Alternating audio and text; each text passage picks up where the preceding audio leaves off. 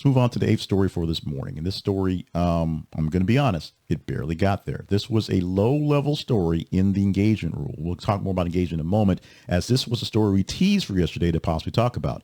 But just in kind of the fighting of for which stories were most interesting, this one really is. And since we didn't get a lot of political stuff in the last couple of days, it was a slow news day. There was some campaigning going on. This is the closest thing we'll get to a political story in today's show. Trump film The Apprentice finds distributor and will open before election. A new documentary titled The Apprentice, which is not so much a documentary, focuses on Donald Trump's rise to fame in his reality TV show Name and found a distributor. But that's sort of it. This is not the documentary. This is actually The Apprentice, showing that Donald Trump as an apprentice to Roy Cohen, who is the lawyer of kind of Beelzebub, essentially. Essentially, he's kind of that bad.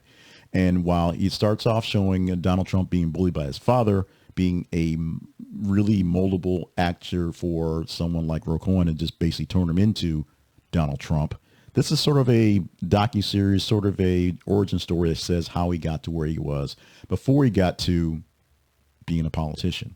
And so this is not about you're fired and being in a set that's made by Mark Burnett to make him look better.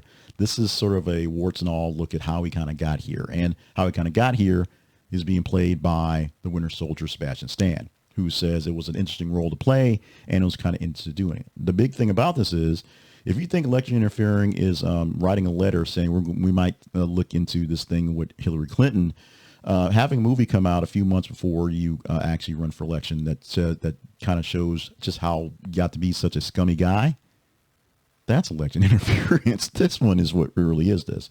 Trump should actually sue these people, because these people should be sued. However, free speech. All's fair in love and war, politics, and money. And that's the perfect time to distribute and get people to watch this movie right before the election.